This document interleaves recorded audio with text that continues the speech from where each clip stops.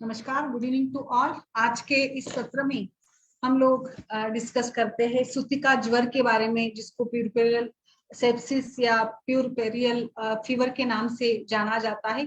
So I think ये बहुत ही एक सामान्य अवस्था है, सामान्य डिसीज है ज्वर, सूतिका ज्वर। सूतिका परिचर्या या आयुर्वेद में स्त्री शरीर के विविध अवस्थाओं के लिए एक खास परिचर्या का वर्णन या विश्लेषण किया गया है। तो मुझे लगता है कि इस प्रकार से अगर हमने इसको फॉलो किया, जो भी है लाइक रजस्वला परिचर्या है, गर्भिणी परिचर्या है या एवं सूतिका परिचर्या, तो इसका एक अपना अपना महत्व है।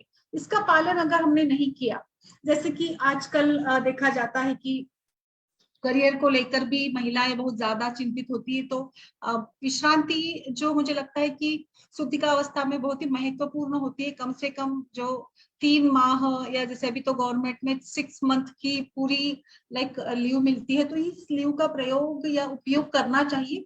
बहुत बारी ऐसे होता है कि एजुकेशन चलता रहता है या जॉब की भी समस्याएं रहती है, तो महिलाएं अपने सूतिका परिचर्या का पालन ठीक से नहीं कर पाती है और समय से ही पूर्व वो अपना कामकाज ज्वाइन कर लेती है। तो यहाँ पर इसके कारणों का, इन सभी बातों का संबंध प्यूरपेरियल जो फेज है उसमें जो डिसीजेस होते हैं ना उनसे है।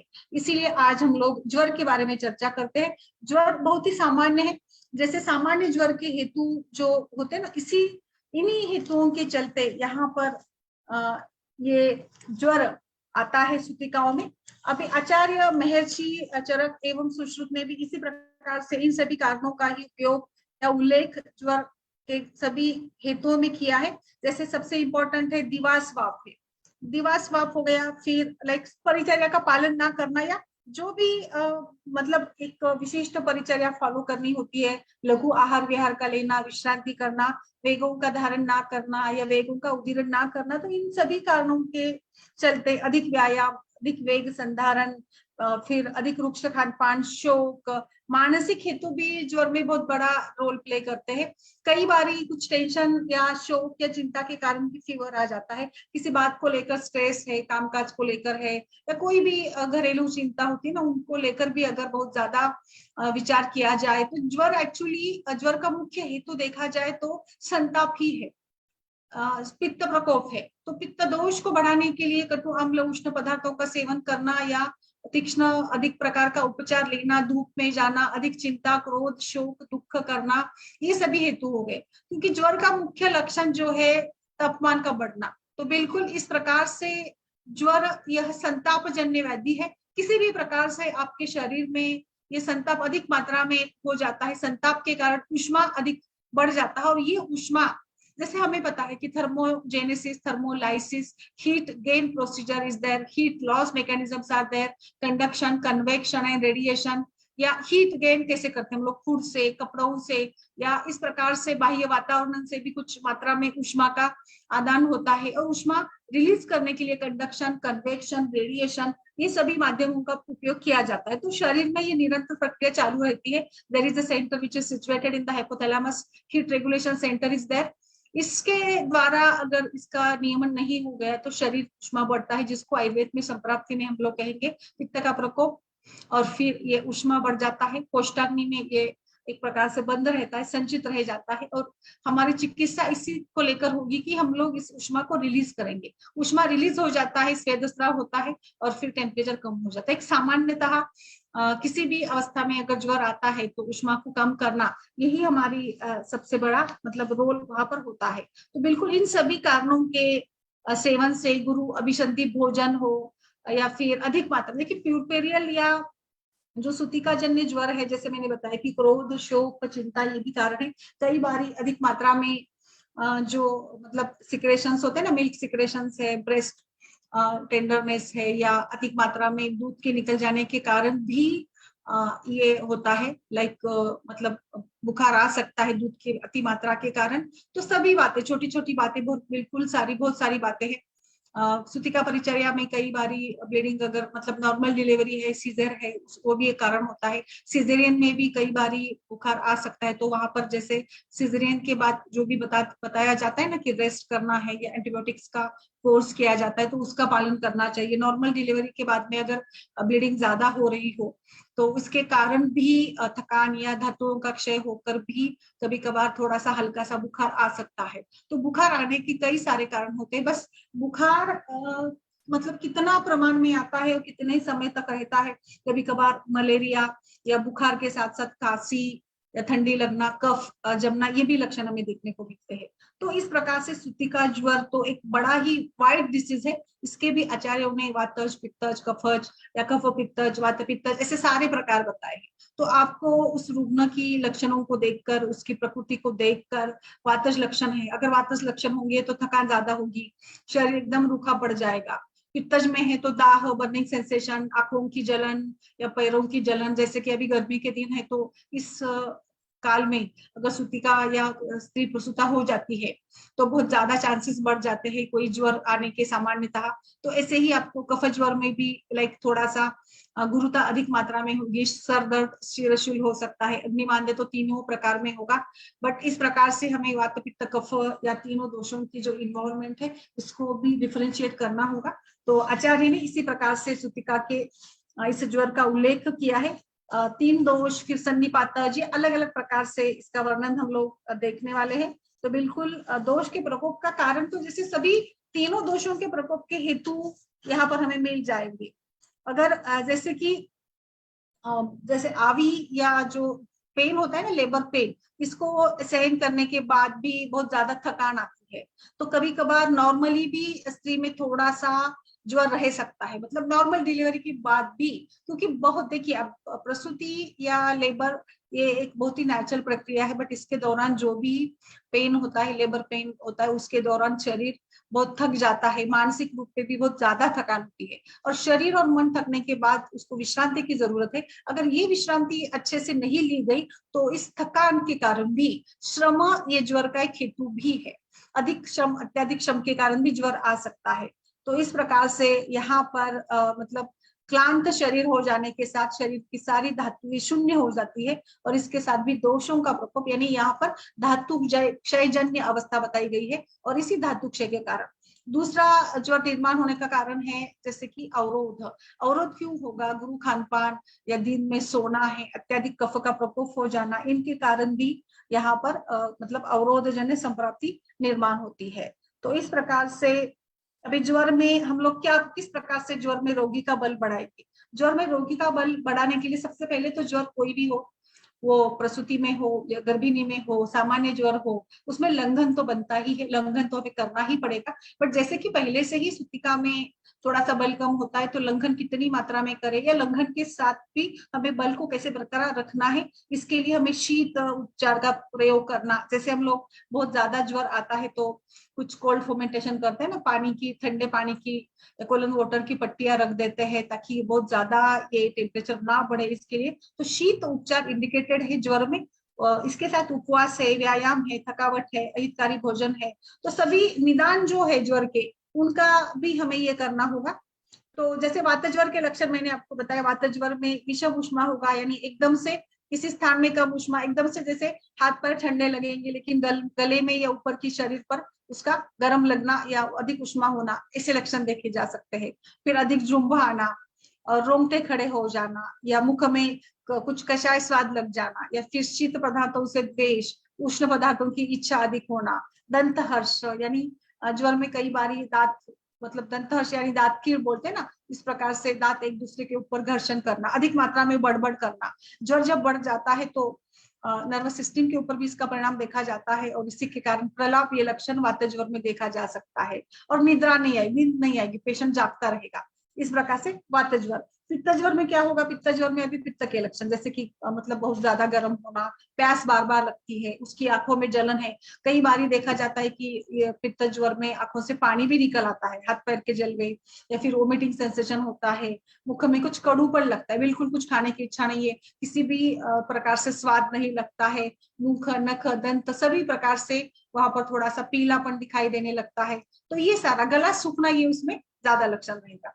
श्लेष्म ज्वर या कफ ज्वर में उष्ण पदार्थों की इच्छा, कास, शीर्षूल, कभी कभार गुरुता अधिक लगती है, भारीपन आता है, कभी बार लाइक टेम्परेचर उतना नहीं बढ़ा होगा बट लाइक निद्रा अधिक है, तंद्रा अधिक है, और कुछ आलस है, मुख में मीठापन, जैसे अलग देखिए अभी दोषों के हिसाब से, जैसे कषाय रस लेना या पित्त में जैसे कि कड़वाहट लग जाती है, तो वैसे ही मुख में अगर मीठापन लग जाता है तो वो कफज ज्वर की तरफ यहाँ पर आचार्य ने इशारा कर दिया है।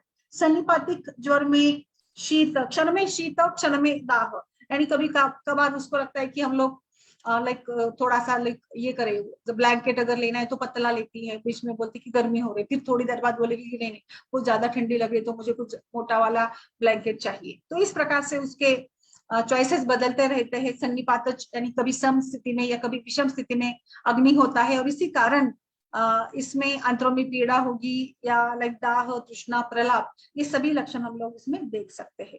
अब इस स्तन्योत्पत्ति जन्य ज्वर जो मैंने अभी बताया कि नॉर्मली भी स्तन्य उत्पत्ति के समय ज्वर आ सकता है, नॉर्मल फीवर आता है जिसको स्तन्य उत्पत्ति जन्य ज्वर के नाम से भी बोला गया है। तीसरे चौथे दिन में स्तन आता है ना, तो पहले दिन थोड़ा सा हल्का सा बुखार रह सकता है, एक नेचुरल टेंडेंसी है। देखिए स्तन्य का निर्माण जैसे हमें पता है कि आर्तस्राव बंद हो जाने के कारण गर्भावस्था में अपरा का पोषण एवं स्तनभव स्रोतों का विकास हो जाता है, और इस कारण जो भी यहाँ पर मिल्क सिक्रेशन की फिजियोलॉजी बनती है, इसी के दौरान कुछ शरीर में जो भी फिजियोलॉजिकल चेंजेस होते हैं उसके दौरान ये तापमान थोड़ा सा बढ़ सकता है। इसके साथ साथ प्यास लगना या फिर बैक पेन है या दर्द होना, एक दो दिन अगर बहुत ज्यादा दूध भरकर आता है तो भी पेन होता है या तो भी टेम्परेचर आ सकता है, तो इस दूध को निकाल देना ही बेहतर रहता है। बहुत अधिक मात्रा में अगर दूध आने लग जाए तो दूध को निकाल दीजिएगा। आयुर्वेद में दूसरे एक ज्वर का भी वर्णन किया है जिसको उन्होंने ग्रहोत्थ ज्वर कहा है। ग्रहोत्थ ज्वर यानी ग्रहों को देखने, भय, वात, आघात एवं कंपन से जो प्रसूता स्त्री को ज्वर आता है उसे उन्होंने ग्रहोत्थ ज्वर कहा है, जिसमें कांपना, थरथरी है, चिल्लाना है, चीखना है। जैसे कि आयुर्वेद में ग्रह बाधा भी बताई गई ना, बच्चों को लेकर जो ग्रह बाधा के अलग अलग लक्षण बताए, इसी प्रकार से यहाँ पर भी ये ग्रहोत्थ ज्वर का लक्षण उन्होंने बताया है। अभी जैसे मैंने बताया कि सामान्य तौर पर चिकित्सा क्या होगी, ज्वर की चिकित्सा करने के लिए हमें लंघन करना होगा, आमतौर पर लंघन करिएगा। इसके साथ साथ दीपन पाचन बहुत ज्यादा जरूरी है, क्योंकि अग्निमांद्य ज्वर का मुख्य कारण है, आम बनता है और इसी कारण से ये ज्वर होता है। इसीलिए यहाँ पर युक्तिपूर्वक स्वेदन, इसके साथ बहुत सारी है, मतलब सुतिका में भी कई स्थितियों में वमन, लघु वमन भी दे सकते हैं। अगर बहुत ज्यादा दोष दुष्ट हुए हैं तो सुतिका अवस्था में पंचकर्म नहीं करने हैं, बट अल्प दोष है तो हम लोग अशमन चिकित्सा से, औषधि से भी करेंगे, या फिर यहाँ पर अगर आपको जरूरत पड़ती है या कुछ कफच टाइप के अगर लक्षण हो तो आप वहां पर लघु वमन भी दे सकते हैं। तो इस प्रकार से पेया का प्रयोग है, पेया, मंड, विलेपी, इन सभी का प्रयोग जो संसर्जन क्रम में कई बारी हम लोग केवल यवागु पिला देते हैं ज्वर में तो भी अच्छा रिजल्ट मिल जाता है। मतलब लंघन और ये यवागु पिलाना ये अच्छी एक चिकित्सा बन जाती है। और इस प्रकार से हमें संशमन करना है। दीपन पाचन के लिए आप रसपाचक, रक्तपाचक, जिसमें पटोल है, किराततिक्ता है, गुरुची है, इनका काढ़ा बनाकर आप दीपन पाचन के लिए दे सकते हैं। रसपाचक पट्टी, आम पाचक पट्टी, अभिपत्ति करचूर्ण, कोई भी दीपन पाचन करने वाला, उसकी प्रकृति देखिए, उसकी उम्र को देखिए, और इसके साथ साथ इसका हम लोग प्रयोग कर सकते हैं। वात ज्वर में अभ्यंग का प्रयोग कर सकते हैं, और इसी के साथ साथ मांस रस का भी सेवन करना बताए, मांस रस युक्त भोजन, क्योंकि वात ज्वर में बहुत ज्यादा गलावट होगी, थकान होगी, तो यहाँ पर इसीलिए हम लोग लघु अन्न के साथ साथ कुछ जांगल प्राणियों का भी मांस रस देना चाहिए, ताकि उसका बल जो है वो बनाकर रखने के लिए इसकी मदद मिल जाती है। नेक्स्ट हम लोग बात करेंगे वात पित्तात्मक ज्वर में। इसमें भी अग्नि अगर अच्छी बन जाती है तो व्याधि थोड़ा सा मृदु हो जाता है, तो यहाँ पर हम लोग घृतपान करा सकते हैं, घृतपान का प्रयोग करें। सन्निपात ज्वर में भी इसी प्रकार से हमें वायु को देखकर, दोषों को देखकर हमें मांस रस उसका प्रयोग करना है। लंघन, दीपन, पाचन ही इसकी चिकित्सा रहेगी। कई बार ज्वर में लंघन करने से या हल्का पेया विलेपी या यवागु पिला देने से भी अच्छे रिजल्ट मिल जाते हैं, तो ज्यादा कुछ करने की जरूरत नहीं है। एक्चुअली सुतिका में पंचकर्मों का निषेध किया गया है, बट अगर जरूरत पड़े तो आप सुतिका में लघु वमन दे सकती है, मृदु वमन दे सकती है। अगर हृदय या लाइक कफच संप्राप्ति है तो कफच संप्राप्ति हो या हृदय का उत्क्लेश हो, या जैसे कि उसमें उल्टी या जी मचलाना या अधिक मुख में पानी आता हो, जो मतलब वमन के लिए एक ये होता है ना, अच्छा फेवरेबल कंडीशन होती है, तो इस अवस्था में हम लोग वमन करा सकते हैं। तो बिल्कुल इसी प्रकार से वात ज्वर में स्वेदन करना है आपको। धन्य, मांस, तिल, इसका भी सेवन करना है। इसमें कुछ कल्पों के बारे में भी मैं आपको बता दूंगी।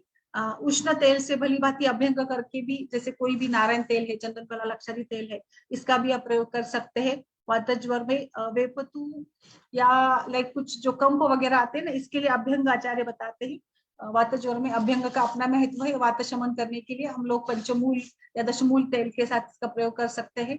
अभ्यंतर प्रयोग के लिए बृहद पंचमूल या विदारी गंध के काढ़े का प्रयोग कर सकते हैं। विदारी गंध जो जीवनी गंध में आता है ना, तो इसका भी उपयोग यहाँ पर हम लोग कर सकते हैं। तो इस प्रकार से ज्वर में दोष की स्थिति को देखकर हमें चिकित्सा करना होगा। सामान्य चिकित्सा में उष्णता एवं पित्त की विरोधी चिकित्सा करनी है।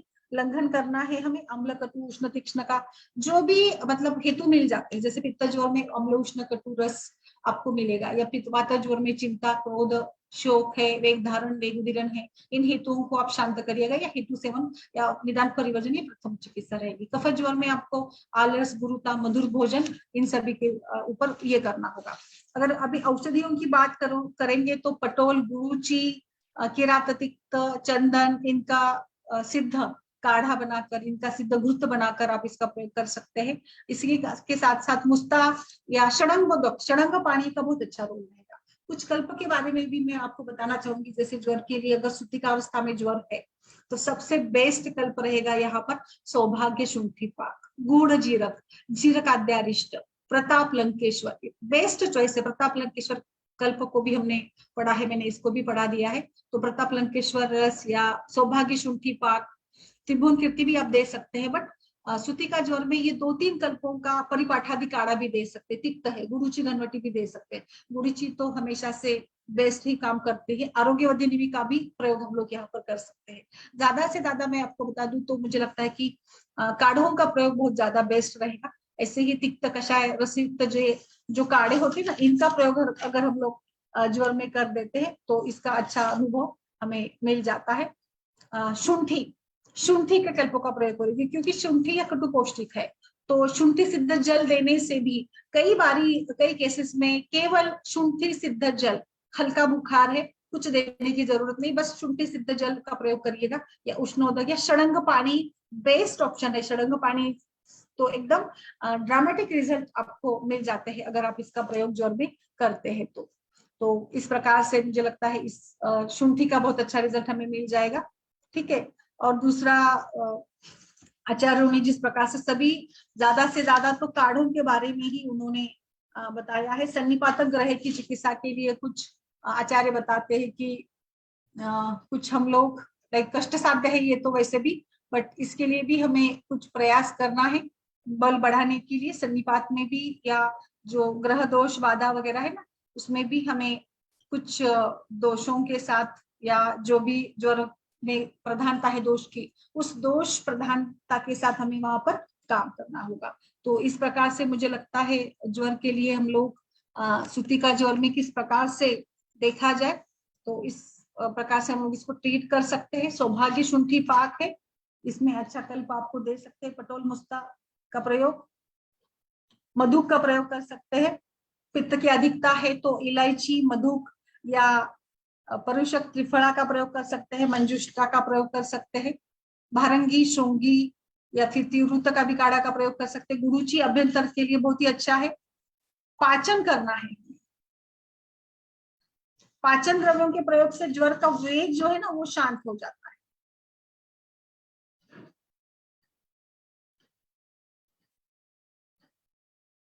ग्रह बाधा में भी वात ज्वर नाशक औषधि का ही प्रयोग करना है। खासकर ग्रह बाधा के लिए भी इसी प्रकार से हम लोग उसका प्रयोग करेंगे। और बाकी पथ्य में पेया, विलेपी या सारी परिचर्या का पालन करना ये बहुत ज्यादा इंपॉर्टेंट रहेगा। इसमें जो भी सिम्टम्स है इसके हिसाब से आपको प्यास बार बार लगती है तो षडंग पानी या शुद्ध शीत जल का पानी प्रयोग करिएगा। यहाँ पर अभी सुतिका में हमेशा से जैसे मैं बताती हूँ, आप मीठे दाने का पानी या लाइक जीरा का पानी या पान कल्पनाओं का प्रयोग कर सकते हैं। सिंपल आप सौंफ का पानी भी देंगे तो भी थोड़ा पेन वगैरह है वो कम हो जाएगा। तो शुद्ध सिद्ध जल, सुवर्ण सिद्ध जल, षडंग पानी या आप सिंपल गर्म पानी भी अगर पीने को देते हैं तो आम पाचन के लिए, या जैसे जो भी दोष बड़े हैं अग्निमांद्य है उस कंडीशंस के लिए ये बहुत ज्यादा अच्छे से काम करेगा। कफ ज्वर में थोड़ा सा कफ वगैरह रहता है, खांसी भी रहती है, तो उसमें हम लोग कुल्ला भी करवाएंगे। कुल्ले के लिए आप त्रिफला के काढ़े का भी प्रयोग कर सकते हैं, गर्म पानी के साथ भी इसका प्रयोग कर सकते हैं। बिल्कुल ग्रह बाधा में खासकर मेरा ये मतलब अनुभव, ये मेरा ये मानना है कि हम लोग वात ज्वर की चिकित्सा करें। कहीं ना कहीं जाकर ज्वर ग्रह बाधा में रजोगुण या तमोगुण की अधिकता या वेगों का धारण करना, उदीरन करना, चिंता, शोक, ये सभी ट्रीटमेंट मतलब ये सभी हेतु रहते ही है। तो इसीलिए वहां पर हमें इसी के साथ चलना होगा। तो जो भी सिम्टम्स आपको लगते हैं उस प्रकार से इसको ट्रीट करिएगा। इसको सेप्सिस के रूप में भी बताया गया है, लाइक ये फीवर नहीं बनने देना है।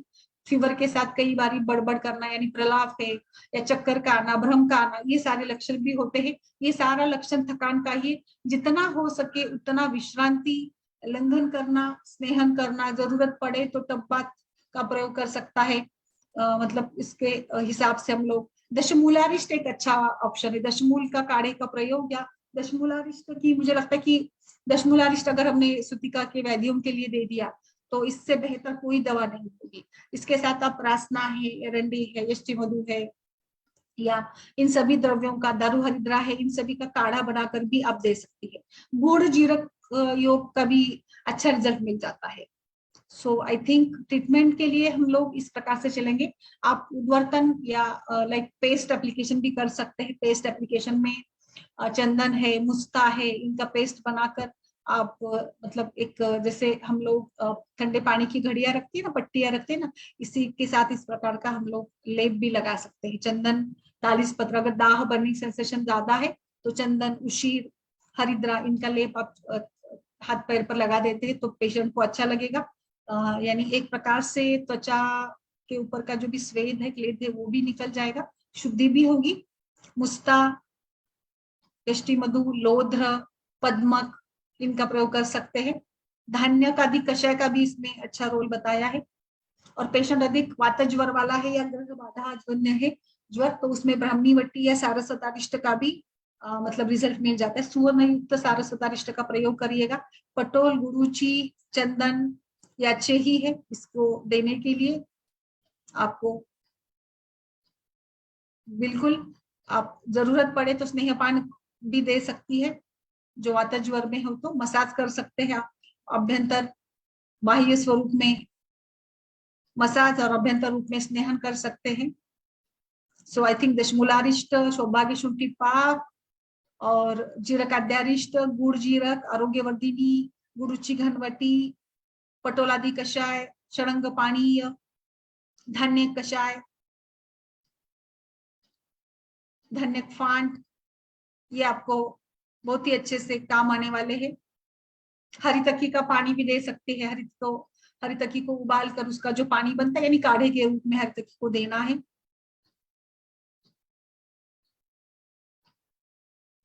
इस प्रकार से शुंठी का दीजिए, शुंठी सिद्ध जल या छोटी सी शुंठी का एक पीस, अदरक का एक पीस सेंधा नमक के साथ अगर खाने को देते तो वो दीपन पाचन भी करेगा। और शुंठी ये ज्वरनाशक भी है तो इसलिए वहां पर शुंठी का बहुत अच्छा रोल रहेगा। और आप त्रिफला का भी गंडूस करा सकते हैं। त्रिफला का चूर्ण भी पानी के साथ, गर्म पानी के साथ पीने को दे सकते हैं। एलादी कषाय का भी अच्छा रोल रहेगा इसमें। भारंग्यादि कषाय भी अच्छा काम करता है। एलादी कषाय, भारंग्यादि कषाय का भी प्रयोग कर सकते हैं। मधुवटी भी अच्छी काम आएगी इसमें, मधुकादी वटी का प्रयोग, क्योंकि वो जीवनीय है। जो थकान आती है ना उसको कम करने के लिए हम लोग इसका प्रयोग कर सकते हैं। तो मुझे लगता है मतलब इसमें पीपल का भी काढ़ा दे सकते हैं। मुझे लगता है इसमें हम लोगों ने इस प्रकार से इसको ट्रीट करना है। यस, नमस्कार सभी को। बताइए कुछ इसमें अगर आपको सवाल पूछने हो तो पूछ सकते हैं आप प्लीज। यस, यस तृप्ति।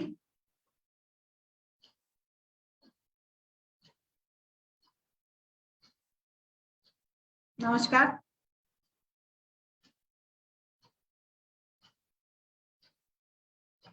सुतिका ज्वर ये एक बहुत कॉमन डिसीज है ये, कोई भी किसी भी कारण से हो सकता है, कई बारी ब्लीडिंग ज्यादा होने के कारण भी टेम्परेचर बढ़ सकता है, तो वहां पर मतलब जो भी सिम्टम्स हमें दिखते हैं ना उसके साथ हमें चलना होगा। बाकी सावधानिक लक्षण उसमें क्या है, सर्दी है, वमन है, अंगमर्द है, पेन है, तो जो सभी बाळंत काढ़े बोलते हैं या जो सारे बताए गए ना सूतिका योग बताए गए हैं, इन सभी का अच्छा प्रयोग होता है। जिस घर में सूतिका है उस घर में दशमूलारिष्ट रहना बहुत ही ज्यादा जरूरी है। दशमूलारिष्ट का बहुत अच्छा रोल है, इसीलिए प्रसूति के पश्चात तुरंत तीसरे चौथे दिन दशमूल का काढ़ा या दशमूलारिष्ट का सेवन शुरू कर दे, तो मुझे लगता है कि आगे आने वाले सूतिका के जो भी व्याधि है वो व्याधि होगी ही नहीं। तो इसलिए पहले से अगर हमने परिचर्या का पालन किया है, तुरंत अगर हमने दशमूल का काढ़े का स्टार्ट कर दिया ना, तो ज्यादा दिक्कत आएगी ही नहीं इसमें।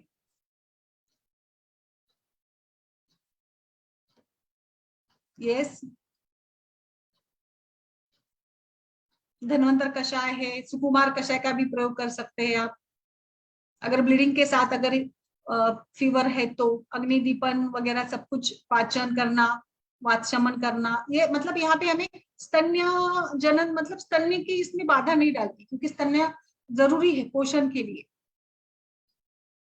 स्ट्रेस रिड्यूस करे, अधिक सेक्सुअल इंटरकोर्स ना करे, मतलब जिस कारणों से भी थकान आती है ना उन सभी कारणों का हेतु सेवन के रूप में बंद करिएगा। अधिक श्रम, चिंता, क्रोध, शोक। पंचजीरक गुड़ बहुत सुंदर है, हम लोग पंचजीरक गुड़, जीरकाद्यारिष्ट या दशमूलारिष्ट, मुझे लगता है बाकी ज्यादा कुछ देने की जरूरत नहीं पड़ती है। और पोस्ट पीरियड में यानी ज्वर होने के पश्चात जो भी थकान रहती ना, इस थकान को कम करने के लिए आपको फिर बलारिष्ट है या आप यहाँ पर अश्वगंधारिष्ट शतावरी का प्रयोग कर सकते हैं, या फिर आप बला तेल से मसाज भी कर सकते हैं। मसाज अच्छा रहेगा, वातज अगर ज्वर है तो इसमें मसाज का अच्छा रोल रहता है, इसको आप दे सकते हैं। हाँ, और एक बताऊंगी मैं, कई बारी ज्वर का कारण अभिसंगज, अभिभूतज, मुझे याद है कि सूतिका परिचर्या जो बताई गई है ना उसमें खास महत्व है कि बाहर से कोई भी आदमी आता है या लाइक बच्चे के लिए जो सूतिकागार आयुर्वेद में बताया ना उसका एक बड़ा महत्व है। सूतिकागार में इस प्रकार की रचना की जाती है कि सूतिका को कहीं बाहर का कुछ भी धूप है या वायु आतप सेवन सभी से बचाव करता है। और जो डायरेक्ट बाहर से आते हैं ना लोग, उनसे भी नहीं मिलाना चाहिए, तो पहले हाथ पैर धोकर या अच्छी सी सफाई का केयर कर कर ही हम लोग इसको उपयोग में लाए तो अच्छा रहेगा। ये भी एक ज्वर का हेतु है, जैसे अभिसंगज ज्वर कहते हैं ना हम इसको, तो ये होता आगंतुक ज्वर यानी एक्सोजीनियस कॉजेस, तो बिल्कुल। और स्तन्योत यानी स्तन के कारण अगर है तो स्तन्य की ये करिएगा, बच्चे को पिलाने दीजिएगा। डिलीवरी के बाद ज्वर आना ये सामान्य है, थकान के कारण ज्वर आता ही है, तो दशमूलारिष्ट स्टार्ट करिएगा। और जो भी लाइक ये है ना उसके हेतु है उसको रिलीज करिएगा। स्तन्योत्पत्ति में स्तन भरकर आते हैं ना, तो उसको थोड़ा सा हल्का सा मसाज कर अधिक मात्रा में दूध निकाल देना चाहिए और तुरंत आपका फीवर कम होगा। ब्रेस्ट में भी पेन रहता है स्तन्योत्पत्ति जन्य ज्वर में, इसके ऊपर भी हमने ऑलरेडी चर्चा की थी एक सेशन में। गर्म पानी पीने देना, षडंगोदक का, पानक कल्पनाओं का प्रयोग करना, शुद्धि शुद्ध जल का प्रयोग करना, ये बहुत ही अच्छे से ये काम करने वाले हैं। और ये सारे कल्प जो मैंने अभी आपको बताए, यवादि घृत का अच्छा रोल रहेगा। एक्सटर्नल एप्लीकेशन के रूप में आप प्रलेप लगा सकती है, लेप लगाइएगा, पित्तज प्रकृति है तो, दाह है वगैरह तो। मुस्ता या धनिया का पानी, धान्य खीम, धान्य फांड बहुत अच्छा काम करेगा। मृद्वी का पानक यानी मतलब लाइक रेजिन्स यानी किशमिश, किशमिश को भिगोकर इसका पानी दीजिएगा। ये भी एक तो ज्वर भी कम होगा, तृष्णा का शमन होगा, दाह शमन होगा। अभी गर्मी के दिन है तो गर्मी के दिनों में मृद्वी का पानक बहुत अच्छा है। इसमें आप थोड़ा सा सेंधा नमक भी डाल सकती है या अदरक के पीसेस डाल सकती है, खीस अदरक को पीस कर भी डाल सकते हैं, तो आई थिंक ये पाचन भी करेगा अच्छे से। लाजा और एक ऑप्शन, लाजा पेय, पेया मंडली लिपि का मैंने बताया था, बट लाजा का बेस्ट रोल है, बेस्ट जो लाइक लाजा मिलती है ना लाया मुरमुरे, तो इनको बनाकर या इनको थोड़ा सा ये करके आप इसको ना भून कर इसका पानी या पेया के रूप में इसको बनाइएगा। अच्छा, आपको कुछ मतलब बहुत सुंदर है ये मेरे हिसाब से। मैं हमेशा बहुत ज्यादा इसका इस्तेमाल करती हूँ। मधुकादि लेह, पटोल तो बेस्ट ही है। अगर जरूरत पड़े तो वमन या विरेचन का भी प्रयोग कर सकते हैं। So principle line of treatment is langhan, deepan, pachan, shaman, और जरूरत पड़े तो शोधन, मसाज, स्नेहन।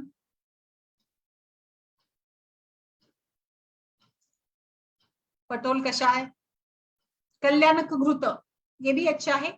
अगर आपकी विरेचन की जरूरत पड़ती है तो त्रिवृत्त का विरेचन करिएगा, वो ज्यादा अच्छा रहेगा। त्रिवृत्त लेह का विरेचन अगर आपको करना हो तो त्रिवृत्त लेह वाला विरेचन कराइएगा। सो आई थिंक आयुर्वेद में या सभी आचार्यों ने इसी प्रकार से ये सारा पोस्ट नेटल जो का बताया ना, यही कारण सब उसको बताया है। स्तन्योत्तर, ग्रहोत्तर, सुतिका परिचर्या का पालन ही करना ये बेस्ट इसके लिए मुझे लगता है ऑप्शन है। हाँ, और एक है, कई बारी ना सुतिका और मैंने देखा है कि ऑलरेडी भी ज्वर में बहुत ज्यादा पेन, हेडेक बहुत रहता है। कुछ लोग तो पट्टी बांध देते हैं, मतलब कपड़ा बांध देते हैं कि बहुत ज्यादा पेन हो रहा है, शीरशूल बहुत ज्यादा होता है, तो वहां पर आप लेप भी लगा सकते हैं। अत्यधिक संताप और अगर दाह हो तो वहां पर सिर को लगाने के लिए आपको लेप का भी प्रयोग करना है। इसमें हम लोग पेन, ये शूल या वात का कारण है तो वात शमन करने वाले द्रव्यों का कल्क लगा सकते हैं। अश्वगंधा है, इसमें यव मिलाकर या शहद मिलाकर इसका उपलेपन करना है आपको सिर पर, ये भी अच्छा रहेगा। दूसरा मैं और एक बता दूंगी आपको कि लाइक जिह्वा में रुचि नहीं होती ना, अरुचि ये बहुत ही लक्षण होता है, और इसके मतलब महिला के लिए बहुत ही एक पेनफुल होता है कि मुझे कुछ टेस्ट नहीं लग रही है, मैं क्या खाऊं, तो कुछ खाइए मत। खान पान, खानों को लेकर ज्यादा चिंता ना करें। उसके घर वालों के लिए भी मैं बताना चाहूंगी, हमें पेय पान पे ज्यादा महत्व देना है। आप इसको ज्यादा से ज्यादा काढ़े पिलाइएगा, जो भी है, गर्म पानी पिलाना, दशमूल का काढ़ा पिलाइएगा, धनिया का पानी बना कर दीजिएगा, उसको शुंठी का पानी बना कर दीजिएगा। अभी मतलब कच्चे आंबे का भी पानी दे।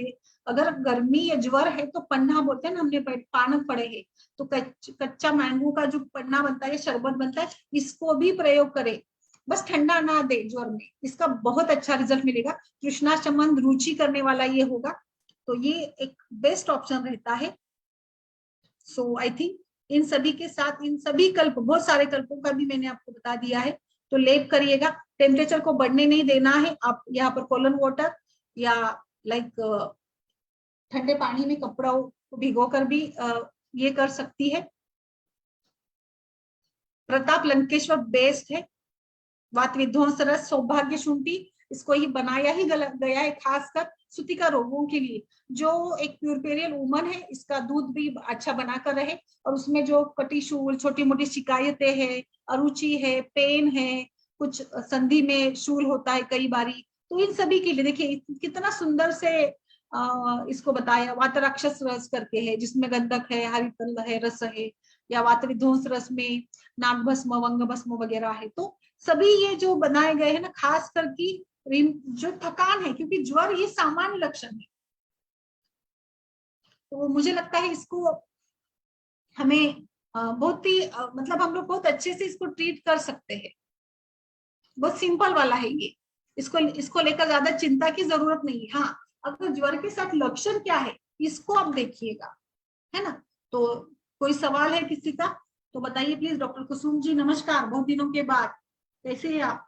आफ्टर डिलीवरी सर्वांग या अभ्यंग कितने दिन बाद शुरू करना चाहिए? आफ्टर डिलीवरी मुझे लगता है नॉर्मल डिलीवरी है तो लाइक 5वें दिन के साथ हम लोग अभ्यंग शुरू कर सकते हैं। इसकी ब्लीडिंग बस कम हो जानी चाहिए, ब्लीडिंग शुरू है तो भी कर सकते हैं, बट ज्यादातर 5वें दिन से स्टार्ट करें, क्योंकि ब्लीडिंग के दौरान करना थोड़ा सा ये होगा, बट हल्का मसाज दे सकते हैं। अगर सीजर की पेशेंट है तो सीजर के पेशेंट में आपको पूरे स्टिचेस निकाल जाने के बाद में, यानी 13th या 14th डे के बाद में आप लोग इसको शुरू कर सकते हैं। और ये भी पूछा जाता है कि जैसे गोंद के लड्डू है या पौष्टिक खान पान है, उसको कब शुरू किया जाए। तो मेरा ये अनुभव है, या मैं हम लोग ऐसे सजेस्ट करते हैं कि सीजरियन का पेशेंट है तो 15 दिन के बाद, क्योंकि तुरंत सुतिका अवस्था में थोड़ा सा अग्निमांद्य रहता ही है। इसीलिए आप पहले तो गर्म पानी पीना, और जो पहले शुरू के 3 दिन जैसे कुछ खीर खिलाई जाती है या काढ़ा खिलाया जाता है घरों में, या लाइक कुछ स्वीट सेमोलिना, शीरा वगैरह खिलाया जाता है, या उपमा दिया जाता है, या चावल का पानी, दाल का पानी दिया जाता है, तो उसको कंटिन्यू करिएगा। खान पान को लेकर ज्यादा हमें मतलब ये नहीं करना है, क्योंकि शुरू के दिनों में अग्नि थोड़ा सा कम रहता है, तो पहले अग्नि बढ़ने दीजिएगा। उसको थोड़ा नॉर्मलाइज होने दीजिएगा, वो स्टेबल हो जाए प्रसूता स्त्री। वो स्टेबल हो जाने के बाद और वो जैसे कि खाने को पचाती है, मलावरोध नहीं है, अच्छी नींद आ रही है, तो सब अच्छे से अग्निवर्धन हो गया हो, तो बाद में जैसे नॉर्मल पर डिलीवरी में 5वें दिन के बाद अभ्यंग और जो भी आपको लाइक गोंद के लड्डू वगैरह खिलाने हैं वो 7वें दिन के बाद शुरू करें। पहले 7 दिन मुझे लगता है ज्यादा से ज्यादा पेय पदार्थों का या हल्के लघु पदार्थों का प्रयोग करें। फिर वो मूंग का लाइक पानी हो, मूंग दाल या चावल की खिचड़ी हो, पतली सी खिचड़ी पेया विलेपी के रूप की जैसे बनाइएगा, उसका सेवन करने को लगाइएगा, जिसके कारण का परिचर्या का पालन भी होगा, या ज्वर, खांसी, कास, अंगमर्द, शिरशूल नहीं होंगे। अगर आप महिला को, मैंने कई सारी महिलाओं को देखा है कि तीसरे चौथे दिन वो नॉर्मल डाइट लेती है, एलोपैथी डॉक्टर भी बता देते कि आप देखो, हम लोगों ने तो इतना तक देखा है कि कुछ लाइक कभी कुछ त्योहार वगैरह होता है, दिवाली या कोई भी बड़ा त्योहार होता है, तो उसमें अगर स्त्री डिलीवरी हो जाती है तो उसको पूरा खाना दिया जाता है। तो आई थिंक कि पूरा खाना देने में दिक्कत कुछ नहीं है, बट हम लोग आयुर्वेद के हिसाब से सोचते हैं ना, तो मुझे लगता है कि कहीं ना कहीं कुछ अग्निमान्य होता है ना, तो क्यों मतलब इतना खाने को लेकर हमें चिंता, बाद में तो खाना देना ही ना पूरा। तो कुछ पेया विलेपी मंडा जैसे कुछ कल्पनाएं का प्रयोग करें पहले कुछ दिनों में। साबूदाने की खीर है जो प्रोटीन का अच्छा स्रोत रहेगा, षडंग उदक है, षडंग पानी का प्रयोग कर सकते हैं। 3-4 दिन तक उसको ऐसे ही काढ़े और पतला खाना खिचड़ी खिलाते रहिएगा, बाद में अग्नि अच्छा सा बढ़े तो इसके बाद आप लोग नॉर्मली आपको जो भी पौष्टिक वाला, दूध बढ़ाने वाला, गोंद के लड्डू है, मेथी दाने के लड्डू बनते हैं, कई सारे प्रकार के व्यंजन दिए जाते हैं, इसमें कोकोनट के लड्डू है, हम लोग यहाँ कई बार उड़द के लड्डू भी बना देते हैं, तो जो भी अड़दिया है जो भी है, तो ये सब कुछ आप बाद में उसको दे सकते हैं। आई होप आपको आपके सवाल का जवाब मिल गया है Kusum ji. Okay, is there any question? बाकी सभी लोग भी कुछ सवाल हो तो डालिए। गुड इवनिंग, नमस्कार सभी को, मनीषा जी, शुभ्रा मिश्रा जी, प्रियंका जी, सभी को नमस्कार। सो आई होप सूतिका ज्वर, जैसे मैं यहाँ पर हमारे स्त्री रोग सीरीज में बहुत अलग अलग विषयों के साथ हमने चर्चा की है, बहुत ही एक अलग सारे विषय हम लोग कवर करने का प्रयास करते हैं, गर्भिणी स्त्री से लेकर सारे लाइक कोई भी मॉडर्न का डिसीज हो, बार्थेलियन सिस्ट को लेकर तक हमने इसको मतलब ये किया है, डेवलप किया है, इस प्रकार से हमने चर्चा की है। बिल्कुल, हाँ। प्रसूता स्त्री में कॉन्स्टिपेशन अवॉइड करने के लिए रूटीन में क्या दे सकते हैं? सबसे इंपॉर्टेंट तो कॉन्स्टिपेशन अवॉइड करने के लिए परिचर्या है, पूरी सूतिका परिचर्या। कॉन्स्टिपेशन अवॉइड करें इसके लिए देखिए, सूतिका परिचर्या गर्भिणी हो, जीवनीय गण या मधुर रस का बड़ा महत्व है, खासकर सूतिका में भी मधुर रस का ही ज्यादा से ज्यादा, लाइक चावल है, रोटी है, लड्डू है या खीर खिलाई जाती है, तो जो भी है सारा मधुर रस, क्योंकि मधुर रस से ही रस धातु का वर्धन होगा। रस धातु बढ़ेगा तो रस धातु का जो उपधातु है ना स्तन्य, उसका वर्धन होगा। हमारा उद्देश्य क्या रहता है सूतिका में कि बच्चे को अच्छे से अच्छे दूध मिले, यानी स्तन्य का सिक्रेशन अच्छा हो और उसका वात शमन हो, क्योंकि सूतिका अवस्था में वात शमन करना जरूरी है, क्योंकि वात प्रकोप हो तो फिर आगे बहुत सारे कुछ कॉम्प्लिकेशंस हो सकते हैं। लेबर की प्रोसीजर के दौरान वात दोष अधिक मात्रा में बढ़ जाता है, जैसे आवी है या लेबर पेन्स है, तो इसके चलते हमें वातशमन करना है, मधुर पौष्टिक पदार्थों को खिलाना है। तो इसीलिए सामान्य तौर पर खान पान में इन्हीं सभी प्रयोग करिएगा, बट अति सर्वत्र वर्जित। और आप बता रही ना कि कॉन्स्टिपेशन ना हो, कॉन्स्टिपेशन ना हो इसीलिए तो दशमूलारिष्ट, दशमूल का काढ़ा, सौभाग्य शुंठी पाक, शुंठी वाला पानी, जीरक वाला पानी, जीरक गुड़ या बारंत काढ़ा करके जो मिलते हैं ना बाहर मार्केट में, इन सभी का प्रयोग करना है, तो आपकी सूतिका को मलावरोध नहीं होगा।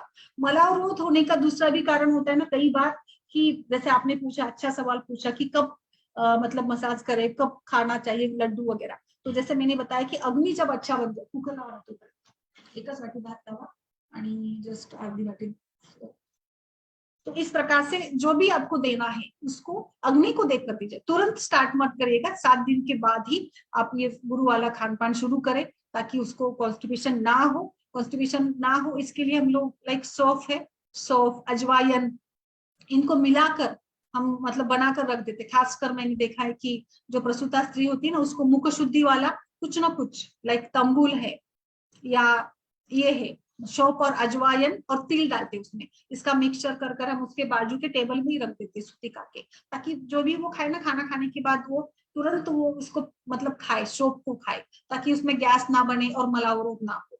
मलावरुद्ध ना हो इसके लिए आप खजूर का सेवन कर सकते हैं, जो आमतौर पर दूध या रस धातु को भी बढ़ा देगा। और आपको किशमिश जैसे भिगोकर, ये किशमिश का प्रयोग तो गर्भिणी अवस्था में भी अच्छा रहेगा, गर्भिणी में भी मलावरुद्ध ना हो इसके लिए प्रयोग कर सकते हैं। और अभी प्रसूता स्त्री में भी किशमिश खजूर को भिगो कर खाए तो मलावरुद्ध नहीं होगा। इसके साथ मैं एड ऑन करना चाहूंगी गुलकंद का। गुलकंद या च्यवनप्राश जैसे कल्प भी खाते हैं तो इसमें बहुत सारा कंटेंट है। और रफेज डाइट बरकरार रखिएगा, इसके लिए गेहूं की रोटी बनाते हैं तो गेहूं के जो मतलब ये होते हैं ना, उसको छान कर मत लीजिएगा पूरा, इसके साथ मतलब पूरा ये जो होता है ना आटा होता है उसको ऐसे ही यूज करें। और फिर हम मतलब हमारे यहाँ तो हम लोग महाराष्ट्र में ज्यादा से ज्यादा पत्तेदार सब्जियों का प्रयोग करते हैं 1.5 महीना तक। लाइक मेथी की सब्जी है, पालक की सब्जी है, ऐसे सब्जियां देते हैं जिसमें ज्यादा से ज्यादा रफेज हो। तो ये, और दूसरा है रात में सोते समय आप दूध हल्दी डालकर दूध पीने को दीजिएगा, दूध से भी काफी पेट साफ होने में मदद मिल जाती है। घृत का सेवन ज्यादा से ज्यादा वो करे, और रूखा खान पान एकदम से बहुत ज्यादा ना भी करे। कॉन्स्टिपेशन के कई सारे कारण होते हैं, तो उसका एक कारण चिंता क्रोध ये भी है, तो इसका भी वो सेवन ना करे। गर्म पानी का सेवन करे, जैसे धूपन है या सेक लेना है, इसके कारण भी। और नाभि पूरन भी कर सकती है आप यहाँ पर। और जो सेक या धूपन चिकित्सा बताई गई है, या फिर जैसे गर्भिणी को मसाज कर नहलाया जाता है, वो भी करिएगा। इससे भी आपका जो इंटेस्टाइनल मूवमेंट्स है ना, आंतड़ों की मूवमेंट्स है, वो स्मूथ होने में मदद मिलेगी। और लाइक डेफिकेशन की जो भी प्रक्रिया है वो अच्छे से होने में भी मदद मिल जाती है। तो ये छोटी छोटी बातें ही हमें यहाँ पर ये करनी है। दशमूलारिष्ट जो स्त्री लेती है उसको नहीं होगा, कॉन्स्टिपेशन तो नहीं होगा। तो इसी प्रकार से उसकी लाइफस्टाइल को मेंटेन करिएगा, गर्म पानी, उष्णोदक या इस प्रकार से। आई होप आपको आंसर मिल गया हो कुसुम जी। नमस्कार उषा जी, बताइए बहुत दिनों के बाद। नमस्कार मैम। नहीं, ज्वाइन होती हूँ मैम, मगर मेरा नेटवर्क का इश्यू रहता है। अच्छा अच्छा अच्छा, हाँ, बताइए आप सूतिका ज्वर के बारे में कुछ आपका अनुभव। सूतिका ज्वर का रहता है मैम, वो आते हैं पेशेंट, पर उसमें तो क्या सिम्टम्स देख के ही ज्यादातर तो देते हैं पेशेंट का। हाँ, और दूसरा तो 10 मुलारिस देना चाहिए इसमें, बहुत अच्छा है। वो भी रहता है। गुड़ूची आदि भी अच्छा काम करता है इसमें।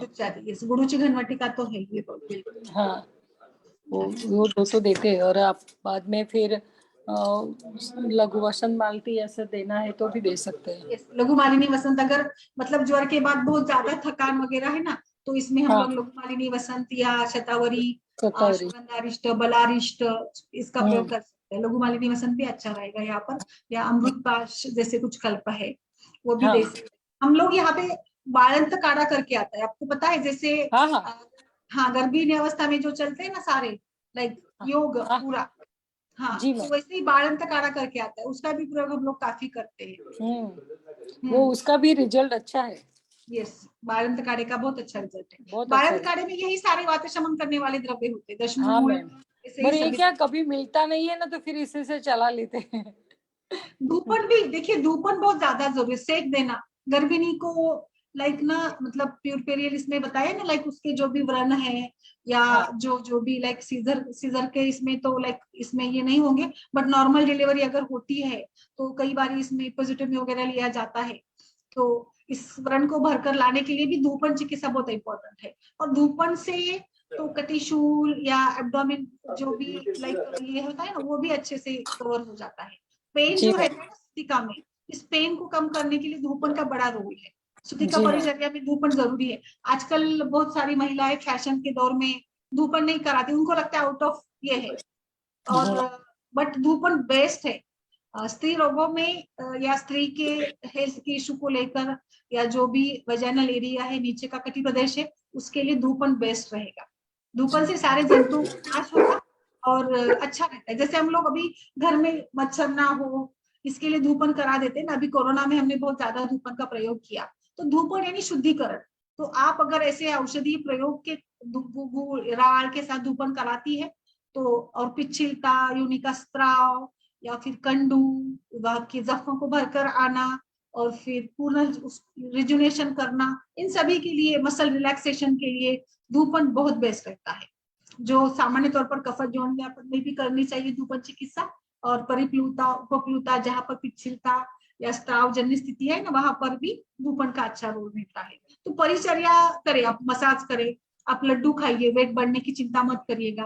गोंद के लड्डू, मेथी के लड्डू, उड़द के लड्डू, पूरी, मुझे लगता है ये ना हर हमारी जिंदगी का हर जो भी फेज है, चाहे वो प्रेगनेंसी हो, चाहे वो सूतिका अवस्था हो, चाहे वो मेनोपॉज हो, चाहे वो प्यूबर्टी हो, उस इसमें हमें उस स्थिति को सामान्य तौर पर लेना है और जो भी परिचर्या जो भी बताया ना उसको फॉलो करना है। अनाप शनाप लाइक वेट बढ़ेगा, ये नहीं करना है, वो नहीं करना है, अगर ये करते रहेंगे तो आगे हेल्थ इश्यूज बहुत ज्यादा बढ़ते जाएंगे। तो इसीलिए मुझे लगता है गांव का जो माहौल रहता है ना, वहां पे बहुत अच्छे से ये सब कुछ किया जाता है, तो वो बहुत ही इम्पोर्टेंट भी रहता है और अच्छा भी रहता है सभी करना। वो भी है। और मैम आजकल के जो बच्चे हैं ना, वो जो से पालन करना चाहिए वो करते भी नहीं है। वही तो मैं बता रही हूँ तो ना, उसी के और भूपन हाँ वगैरह करना इनको आउट ऑफ फैशन लगता है। जी मैम। ऐसा हो गया ना अभी, लाइक सीजर करा लो और बस अच्छे से, मतलब पेन लेने की जरूरत नहीं, प्लानड सीजर्स हो रहे, यस मतलब फैमिली विलिंग रहती है कि सीजर करा लो, सेफ नो टेंशन, ऐसा करके चल रहा है। तो आई थिंक ये भी एक बड़ा मतलब ये है कि हमारी नॉर्मल सी को हम लोग भूलते जा रहे यस मैम। हैं। ओके, कल आपका जो विषय था यूनिकंडू के लेकर, मैंने कैंडिडेटिस ही पूरा पढ़ा दिया था, लाइक उसमें ही आता है ना यूनिकंडू, तो उसमें भी मैंने ज्वाइन किया था मैम। किया था। अच्छा, हाँ मैं थी उस टाइम, मगर लास्ट मेरा पेशेंट आया, फिर लास्ट में मेरा नेटवर्क चला गया। बाकी अच्छा, मैंने पूरा मोस्टली सुना था। Okay okay okay. और अभी कल हम लोग और कुछ ऐसे आप बताते जाइए टॉपिक, अच्छे से टॉपिक के ऊपर भी काम करेंगे। एक अच्छा टॉपिक मुझे सोचा था, सूतिका स्त्राव करके भी एक है, ऐसे ही जैसे सूतिका के व्याधि भी बहुत ज्यादा होते हैं। हाँ, और एक टॉपिक मुझे ये लगा था, लाइक पोस्ट नेटल डिप्रेशन, ये भी यस एक हम मैम। लोग, हाँ हाँ बहुत बार रहता है ना, तो वो भी हम लोग कल के इसमें चर्चा करेंगे। यह एक अच्छा नया विषय रहेगा, पोस्ट ओके नेटल डिप्रेशन, क्योंकि जी। आजकल तो पोस्ट नेटल डिप्रेशन के केसेस बहुत ज्यादा आ रहे हैं, क्योंकि सभी हाँ हाँ कामकाजी महिलाएं ना, तो पोस्ट नेटल डिप्रेशन तो रहता ही है थोड़ा सा। जी। Yes, नहीं सही ठीक है, है। ठीक है। ओके। ओके, और कुछ हो तो बताइए। तृप्ति, आजकल आप माइक म्यूट नहीं, अनम्यूट नहीं कराती है तृप्ति जी। पेशेंट, नमस्ते मैम। नमस्ते नमस्ते, कैसी है बताइए। जी मैम, बिल्कुल बढ़िया। मैम एक पेशेंट के बारे में पूछना था। पूछिए। 38 ईयर्स है और पेरीमेनोपॉजल सिम्टम है मैम उसको। ब्रेस्ट में काफी पेरीमेनोपॉजल सिम्टम है। क्लियर नहीं आया आवाज आपका। अच्छा, एक मिनट है मैम।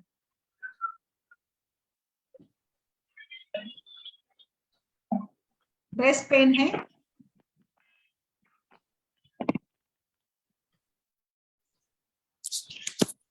हेलो हाँ यस बताइए। हेलो हाँ yes yes, you are audible. Hello. आवाज आ रही है आपकी। हाँ मैम, उनको पेरीमेनोपॉजल सिम्टम है। अच्छा, 38 ईयर्स ओल्ड है हम्म और ब्रेस्ट में है ना मैम, हेवीनेस लगता है और पेन होता है पीरियड्स आने के पहले, हम्म और बाद में आ जाने के बाद सबसाइड हो जाता है पेन। और पीरियड्स के दौरान भी पहले पेन नहीं था, अभी 4-5 महीने से बहुत पेन होता है। अच्छा, अग्निमांद्य भी है। हम्म तो मैंने उनके लिए मैम आरोग्यवर्धिनी एक तो 4-5 दिन दीपन पाचन के लिए ये बताइए, आपने कुछ कराया क्या, मेमोग्राफी वगैरह कुछ लाइक। हाँ नहीं मैम, सभी रिपोर्ट्स नॉर्मल है उनके। सोनोग्राफी भी नॉर्मल है, मेमोग्राफी भी नॉर्मल है। अच्छा, हाँ हाँ। और कुछ हार्मोन्स का इम्बैलेंस वगैरह कुछ नोट डाउन किया। नहीं मैम, ऐसा कुछ भी नहीं है। अच्छा अच्छा, राइट। हाँ ओके। थोड़ा डिप्रेशन टेंशन वगैरह है पेशेंट को। नहीं मैम, वैसा भी कुछ भी नहीं है, अग्निमांद्य है सिर्फ। अच्छा, ओके, हम्म। ठीक है। फिर अग्नि के ऊपर कुछ दिया आपने, दीपन पाचन। बस मैम, मैं स्टार्ट करूंगी अभी। रस्सा पाचक मैंने सोचा है मैम। रस पाचक नहीं, मुझे ना आपको अस्थि मज्जा पाचक ही दीजिएगा इसमें ना, लाइक ओके गुरुची और ये है ना सारा अम्ल की, ये है ना उसमें तो ज्यादा मतलब ये रहेगा, अच्छा रहेगा। तो मैम विपन पाचन के लिए सिर्फ पहले आम पाचक वटी और हाँ चलेगा, आम पाचक वटी दीजिए, चलेगा चलेगा। करेक्ट, और थोड़ा सा अनुलोमन के लिए गंधर्व स्नेह। चलेगा, यस अनुलोमन करिएगा, यस। और मैम मुझे लगता है ना इसमें ना लाइक बाकी उसको बर्निंग मिक्चुरेशन वगैरह की कुछ समस्या है? नहीं मैम, कुछ भी नहीं, बस केवल हेवीनेस है, ब्रेस्ट में हेवीनेस है। Yes yes. ओके, बाकी पीरियड कैसा है अभी, लाइक मतलब इरेगुलर नहीं मैम, पीरियड्स रेगुलर है, लेकिन सिर्फ पेन बहुत होता है पीरियड्स के दौरान, और चौथे दिन से ब्लीडिंग स्टार्ट होता है, पहले सिर्फ स्पॉटिंग ही रहता है। ओके, और एक बताती हूँ मैं आपको, क्यूमिन यानी जीरा और फेनुग्रीक का पाउडर, ये उसको ना मतलब दीजिएगा गर्म पानी के साथ, या फिर काढ़ा बनाकर पिए, क्यूमिन और फेनुग्रीक का पाउडर। और इसमें आप वरुण आदि कषाय का ऐड करिएगा, वरुण आदि कषाय, क्योंकि टेंडरनेस है तो वरुण आदि कषाय अच्छा रहेगा इसको हमें रिलीज करने के लिए। वरुण आदि कषाय हम लोग देंगे, इसमें पेन भी कम होगा वरुण आदि कषाय के कारण इसमें। और इसको अभी मेनोपॉजल एज में है तो मतलब स्ट्रेस भले ही नहीं है बट हेवीनेस टेंडरनेस है तो सारस्वतारिष्ट दीजिएगा। नींद वगैरह अच्छी आती है उनको? आती है। ठीक है। और जैसे कि अभी पित्त प्रकृति है मैम। क्या है? पित्त प्रकृति की महिला है। ठीक है, कोई बात नहीं। तो पित्त प्रकृति है तो शतावरी घृत से उनको ना नस्य कराइएगा। शतावरी घृत का 2-2 ड्रॉप उनको सोते समय वो नाक में लगाकर वो सोए तो पित्त का शमन भी होगा, और नस्य करने से स्ट्रेस रिड्यूस होगा, या जो भी उनको लाइक है ना कहीं जाकर प्रोलैक्टिन को लेकर कुछ ना कुछ होगी।